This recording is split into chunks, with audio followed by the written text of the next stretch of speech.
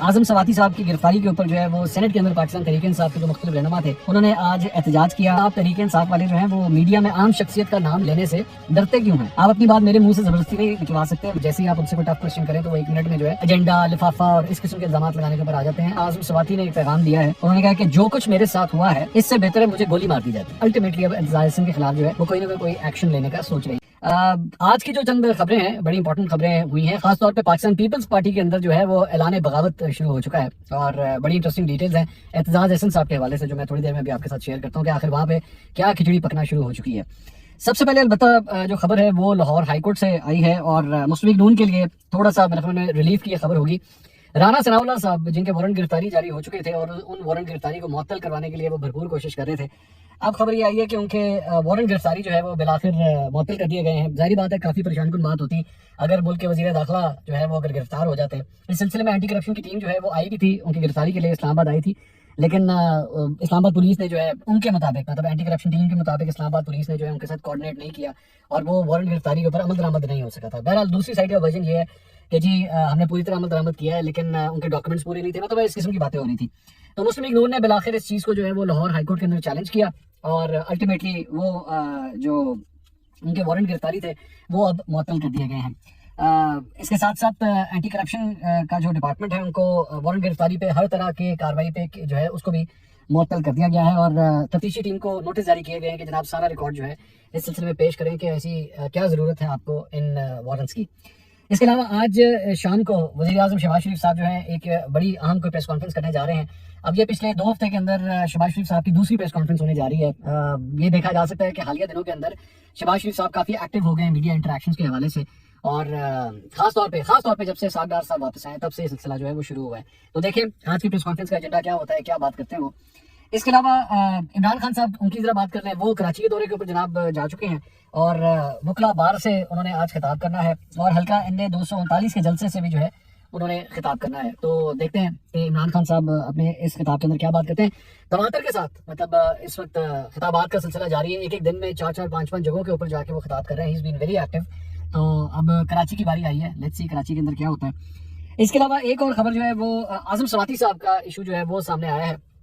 आजम सवाती साहब की गिरफ्तारी के ऊपर जो है वो सेनेट के अंदर पाकिस्तान तहरीक इंसाफ के जो मुख्तलिफ रहनुमा थे उन्होंने आज एहतजाज किया और डाइस के पास पहुंचकर उन्होंने एहतजाज किया, नारेबाजी की। उन्होंने कहा जी आजम सवाती को जो है वो रिहा किया जाए। मुस्लिम लीग नून के सेनेटर डॉक्टर अफनान ने कोरम पूरा ना करने की इस दौरान जो है वो निशानदेही कर दी, जिसके बाद सेनेट में घंटियां बजाई गई। सेनेट में कोरम पूरा ना होने पर इजलास जो है वो पीर की शाम 4 बजे तक जो है वो मुलतवी कर दिया गया। इसमें पाकिस्तान तहरीक इंसाफ की सेनेटर्स की जानिब से जो है वो भाग गए भगौड़े के नारे जो है वो सेनेट के अंदर लगाए गए। अच्छा, आजम सवाती साहब के बारे में इंटरेस्टिंग एक और भी डेवलपमेंट ये हुई कि सेनेट में अपोजिशन लीडर शहजाद वसीम साहब से एक सहाफ़ी ने जो है वहाँ पर सवाल किया तो शहजाद वसीम साहब जो है वो काफ़ी गुस्सा हो गए, नाराज़ हो गए। उन्होंने कहा कि जी उनसे एक्चुअली कहा कि आप इससे पहले जब आपका दौरे हुकूमत था तो अली वजीर साहब जो हैं, जो MNA हैं, उनके प्रोडक्शन ऑर्डर्स जो है वो आप जारी नहीं करते थे। इसका अली वजीर साहब के मामले का तो कम से कम आप जवाब दें। तो उन्होंने कहा कि जी मैं ये समझता हूँ, उन्होंने जवाब दिया, उन्होंने कहा मैं ये समझता हूँ कि सबके साथ जो है बराबर का सलूक होना चाहिए। तो उसके बाद उनसे साफ़ी ने कहा कि जी आप तहरीक इंसाफ वाले जो हैं वो मीडिया में आम शख्सियत का नाम लेने से डरते क्यों हैं? आप मीडिया के सामने नाम ले सकते हैं। तो साफ़ी ने सवाल किया तो उन्होंने जवाब दिया शहजाद वसीम साहब ने कि आप अपनी बात मेरे मुंह से ज़बरदस्ती नहीं निकलवा सकते, मैं क्यों आपके कहने पर नाम लूँ। आप एजेंडे से बाहर निकलें तो फिर मैं सवाल का जवाब दूंगा। मतलब 1 मिनट में वो जो पाकिस्तान तहरीक इंसाफ के ज़्यादातर लोगों का ये शेवा है कि जैसे ही आप उनसे कोई टफ क्वेश्चन करें तो वो 1 मिनट में जो है वो एजेंडा, लिफाफा और इस किस्म के इल्जाम लगाने के ऊपर आ जाते हैं। I mean you need to answer the question जो आपसे किया गया है। अगले साफ़ी के ऊपर इल्जाम लगाने का कोई फ़ायदा नहीं है। इसके अलावा एजाज चौधरी साहब जो हैं उनकी एक वीडियो सामने आई है जिसमें वो पाकिस्तान तहरीक इंसाफ के दीगर सेनेटर्स को एक बड़ी उन्होंने सीरियस बात की। उन्होंने कहा कि सेनेटर आजम सवाती ने एक पैगाम दिया है। उन्होंने कहा कि जो कुछ मेरे साथ हुआ है इससे बेहतर है मुझे गोली मार दी जाती। मतलब उन्होंने ये कम्युनिकेट किया कि आजम सवाती साहब ने ये मैसेज किया। अच्छा, अब इंटरेस्टिंग बात यह है कि आजम सवाती साहब का जो है वो एक और पुराना क्लिप इस वक्त सोशल मीडिया के ऊपर वायरल हुआ है और उसके अंदर उस वक्त वो नवाज शरीफ साहब के ऊपर ये इल्ज़ाम लगा रहे हैं कि जी नवाज शरीफ साहब ने उस वक्त जनरल बाजवा के ऊपर जो है क्योंकि उंगली उठाई थी और इतराज़ किया था। आपको याद होगा गुजरावाला का जब जलसा हुआ था उसके अंदर नवाज शरीफ साहब ने भी जो है वो काफ़ी टारगेट किया था। 2 शख्सियत को उस वक्त उन्होंने टारगेट किया था, जनरल बाजवा को और जनरल फैज़ को। तो उस वक्त आजम सवाती ने ये बात कही थी कि जी चूंकि उन्होंने जनरल बाजवा के ऊपर उंगली उठाई है तो वो गद्दार है। अब यहाँ पे जो सोशल मीडिया के ऊपर सवाल उठ रहा है वो ये है कि जनाब आजम सवाती साहब ने अब खुद जनरल बाजवा के बारे में जो है वो ये ट्वीट्स किए हैं और उनको तनकीद का निशाना बनाया। तो आजम सवाती को अब क्या कहा जाए? मैं इसीलिए बार बार ये बात अक्सर कहता हूँ अपने व्लॉग्स में कि भाई ये गद्दारी के फतवे मत लगाया करें, क्योंकि एक ऐसी चीज़ है, ये एक ना एक दिन आएगी, पलट के आप ही को हॉन्ट करेगी, आके आपके लिए मुश्किलात पैदा करेगी। तो कितना बेहतर हो अगर हमारी सियासत जो है वो इन चीज़ों से बालातर हो, लेकिन गद्दारी के फतवे, कुफर के फतवे अपने सियासी मुखालिफिन के खिलाफ जो है वो लगाए जाते हैं। और अब आप देख लीजिए कि उन्हीं के पुराने बयान जो है वो निकाल के सबके सामने पेश किए जा रहे हैं। आज इमरान खान साहब भी मुख्तलिफ जलसों के अंदर बैठ के इसी तरह ही फतवे लगाते हैं गद्दारी के। अल्लाह ना करे, मैं बार बार ये बात कहता हूँ कि इमरान खान साहब को कभी इस चीज़ का सामना करना पड़े, क्योंकि हुब्बुल वतनी जो होती है ना, वो किसी की जज करने का म्यार किसी के पास नहीं है। फ्रैंकली स्पीकिंग, ये इंसान के अपने अंदर होता है कि वो अपने अपने वतन से कितना प्यार करता है, कितनी मोहब्बत करता है। हाँ, अलबत्ता उसके एक्ट से पता लगता है उसके, और इसके लिए पूरा कानून मौजूद है, तरीक़ाकार मौजूद है, अदालत मौजूद है, जो ये फैसला करती है कि जनाब अगले ने गद्दारी की है या नहीं की। ये जलसों के अंदर खड़े होकर, प्रेस कॉन्फ्रेंसों में खड़े होकर, ट्वीट्स के जरिए गद्दारी के फतवे जो है वो नहीं लगाए जाने चाहिए। अब आ जाइए जी, एतजाज अहसन साहब ने पिछले दिनों जो बयान दिया, उसमें भी उन्होंने भी जनरल बाजवा को जो है वो टारगेट किया था, और उन्होंने कहा जी नवाज शरीफ साहब को जो रिलीफ मिल रहा है, या शरीफ खानदान को जो रिलीफ मिल रहा है, उसमें सारा कुछ जो है वो इस तरफ ही जाता है, इस तरफ इशारा होता है। तो उसके हवाले से दुनिया अखबार के अंदर आज ये खबर आई है कि जनाब आसिफ अली जरदारी ने पाकिस्तान पीपल्स पार्टी वस्ती पंजाब के कायम मकाम सदर फारूक सईद को एतजाज अहसन के खिलाफ जो है वो टास्क सौंप दिया है। फारूक सईद कल प्रेस कॉन्फ्रेंस में एतजाज अहसन पर फट पड़े थे, और आज फिर फारूक सईद ने एतजाज अहसन के खिलाफ प्रेस कॉन्फ्रेंस रखी है, जिसमें वो एतजाज अहसन के घर पर एहतजाज करवाने की तारीख और वक्त का ऐलान करेंगे। और साथ ही साथ एक और खबर ये भी है कि पाकिस्तान पीपल्स पार्टी ने एतजाज अहसन के खिलाफ जो है वो सख्त कार्रवाई करने का फैसला कर लिया है। पीपल्स पार्टी ने एतजाज अहसन की सेंट्रल एग्जीक्यूटिव कमेटी और पार्टी की बुनियादी रुकनीत मुअत्तल करने का फैसला किया है, जिसके लिए पंजाब की एग्जीक्यूटिव कमेटी आज ही सिफारिशात पार्टी के जनरल सेक्रेटरी को भिजवाएगी।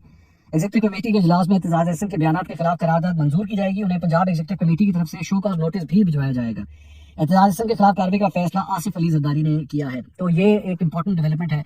आपको याद होगा कि मैं पिछले 2-3 दिन से आपको ये बात कह रहा था कि एतजाज अहसन हमेशा अलग ऑपरेट करते हैं, पार्टी लाइन से बिल्कुल हट के ऑपरेट करते हैं। इससे पहले भी कई दफ़ा वो इत्तेहादी हुकूमत में मुस्लिम लीग नून को टारगेट कर चुके हैं, जबकि पाकिस्तान पीपल्स पार्टी खुद नून लीग के साथ इस वक्त हुकूमत में है। लेकिन इसके बावजूद एतजाज अहसन साहब ने जो है वो तोपों का रुख नून लीग की तरफ ही करके रखा है। अब मुस्लिम लीग नून के लोगों से अगर बात की जाए, मैंने पूछा एक्चुअली 2-3 लोगों से कि क्या बात है, एतजाज अहसन साहब जो है वो क्यों इतना टारगेट करते हैं, जबकि एक वक्त में आपको याद होगा, और ये बड़ी इंपॉर्टेंट बात है कि जब अदलिया तहरीक चल रही थी तो नवाज शरीफ का और एतजाज अहसन का आपस में बड़ी कोऑर्डिनेशन थी, क्योंकि दोनों का जो उस वक्त जो टारगेट था वो इफ्तिखार चौधरी की बहाली थी। दोनों आपस में बहुत कोऑर्डिनेट करते थे। और उसके बाद जब यहाँ से लॉन्ग मार्च शुरू हुआ था इस्लामाबाद के लिए, तो उस वक्त भी एतजाज अहसन और नवाज शरीफ इकट्ठे थे, लेकिन रस्ते में ही जो है वो खबर आ गई कि अच्छा जी इफ्तिखार चौधरी साहब को बहाल कर दिया गया। उस वक्त पाकिस्तान पीपल्स पार्टी रेजिस्ट करती थी उस वक्त कि जी इफ्तिखार चौधरी को बहाल नहीं करना। एतजाज अहसन साहब ने उस वक्त भी पार्टी की मुखालिफत ली थी, बल्कि सिर्फ उनकी नहीं ली थी, उस वक्त आसिफ अली जरदारी की नहीं ली थी, बल्कि मोहतरमा बेनज़ीर भुट्टो तक से इस बात के ऊपर उनका इख्तिलाफ था इफ्तिखार चौधरी साहब के हवाले से। लेकिन खैर एनीवेज, उस वक्त भी पाकिस्तान पीपल्स पार्टी से बिल्कुल हट के उन्होंने लाइन ली थी, और वो उस वक्त नवाज शरीफ के बहुत करीब हो गए थे। अब जाके लोग ये सवाल करते हैं कि जब एक जमाने में वो इतने करीब हो गए थे नवाज शरीफ के, बल्कि नवाज शरीफ ने एक्चुअली ऐलान कर दिया था उस वक्त, मुझे अच्छी तरह याद है, ऐलान किया था कि एतजाज अहसन लाहौर के किसी भी हल्के से अगर इलेक्शन लड़ेंगे तो नून लीग का बंदा उनके मुखालफत में इलेक्शन नहीं लड़ेगा। मतलब इस हद तक कुर्बत थी आपस में। लेकिन उसके बाद ये कहा जाता है कि जी एतजाज अहसन साहब की जो अहलियाँ हैं उन्होंने इलेक्शन लड़ना था, नून लीग ने वहाँ पे कोऑपरेट नहीं किया। इसके अलावा भी मतलब जिस तरीके से एतजाज अहसन साहब की साइड ये कहती है कि जिस तरीके से नून लीग को कोऑपरेशन देनी चाहिए थी, वक्त के साथ साथ वो नहीं गई, और आपस में जो है वो इख्तिलाफात बढ़ते ही गए। फिर इसके अलावा पनामा जब केस चल रहा था, तो पनामा केस के दौरान एतजाज अहसन साहब ने जो पोजीशंस ली थी वो भी शरीफ खानदान के खिलाफ ली थी, और खुल के जो है वो मुखालफत की थी नून लीग की भी और नवाज शरीफ की भी। और तीसरा वाकया जो है जिसकी वजह से काफ़ी आपस में इख्तिलाफ आया था, वो जब कलसूम बीबी बीमार थी, तो उस वक्त एतजाज अहसन साहब ने बड़ी ही नाशाइस्ता किस्म की गुफ्तगू की थी कलसूम नवाज बीबी की बीमारी के ऊपर, और उसके ऊपर भी जो है वो एतराज़ आया था कि नून लीग ने सख्त एतराज़ किया था कि मतलब हमारी जो कायद की अहलियाँ हैं उनके बारे में एतजाज अहसन साहब को ये अल्फाज नहीं बोलने चाहिए थे, तो वहाँ पे भी एतराज़ आया था। तो इस सारी चीज़ के बाद ये खलीज जो है वो बढ़ता गया। लेकिन अब जाके जब खुद पाकिस्तान पीपल्स पार्टी नून लीग के साथ इत्तेहाद के अंदर है, तो ऐसे मौके के ऊपर भी जो है वो उनको निशाना बनाना नून लीग को, तो इसलिए पाकिस्तान पीपल्स पार्टी के लिए, और मुझे लग यही रहा है कि नून लीग की तरफ से भी जो है वो काफ़ी एहतजाज किया गया पाकिस्तान पीपल्स पार्टी की तरफ, और प्रेशर बिल्डअप किया गया, जिसकी वजह से पाकिस्तान पीपल्स पार्टी अल्टीमेटली अब एतजाज अहसन के खिलाफ जो है वो कोई ना कोई एक्शन लेने का सोच रही है। ये ज़हन में रखिएगा कि आसिफ अली जरदारी और एतजाज अहसन के दरमियान आपस में ताल्लुकात बहुत देर से सदमोही का शिकार है। आपस में कोई इतना आपस में कोऑर्डिनेशन नहीं है। लेकिन ना एतजाज साहब जो है वो पीपल्स पार्टी छोड़ के गए हैं कभी, और ना आसिफ अली जरदारी साहब ने आज तक कभी उनको साइडलाइन किया था। लेकिन अब इन बयानात के बाद क्या एतजाज हसन साहब का जो सफर है वो पाकिस्तान पीपल्स पार्टी से के साथ इख्तिताम पजीर होने वाला है। ऑब्वियसली हमें इसका इंतजार करना पड़ेगा, लेकिन अगर ऐसा होता है तो ये एक बहुत बड़ी जो है वो खबर होगी। ये जेल में रखिएगा कि एतजाज हसन साहब ज़मान पार्क में जो है वो इमरान खान साहब के हमसाये भी हैं, और हालिया सालों के अंदर एतजाज साहब ने जो लाइंस ली हैं एडिटोरियली, मैं उसको देखूं तो वो यही लगता है कि वो पीटीआई की तरफ बहुत ज़्यादा है। अलबत्ता अभी सिर्फ 2-3 दिन पहले एतजाज साहब जो हैं वो एक इंटरव्यू के अंदर बैठे हुए थे और उन्होंने उस वक्त बात कही थी कि मेरा जीना मरना पीपल्स पार्टी में ही है और ये हो नहीं सकता कि मैं पीपल्स पार्टी छोड़ के जाऊँ। अब इस सारे एक्शन के बाद क्या वो पीपल्स पार्टी में रहना चाहेंगे या नहीं, ऑब्वियसली एक बहुत बड़ा सवालिया निशान है। इसके अलावा वफाकी वजारत दाखिला ने इलेक्शन कमीशन को एक मरतबा फिर एक खत लिखा है कि जी ज़िमनी इंतखाबात के दौरान दहशतगर्द कार्रवाइयों से मुतालिक इसका खतरा है, और खत में कहा गया है कि पंजाब में सियासी अफराद को निशाना बनाया जा सकता है। सिंध और बलूचिस्तान की कौम पर ज़िली तंजीमें कराची समेत सिंध के मुख्तलिफ शहरों में दहशतगर्दी की कार्रवाइयाँ कर सकती हैं, और उस वक्त फौज और पैरा मिलिट्री फोर्सेज सैलाब रिलीफ ऑपरेशन में मसरूफ है। मुल्क में दहशतगर्दी की कार्रवाइयाँ हो सकती हैं, तो इसलिए उन्होंने इलेक्शन कमीशन को जो है वो खबरदार किया है।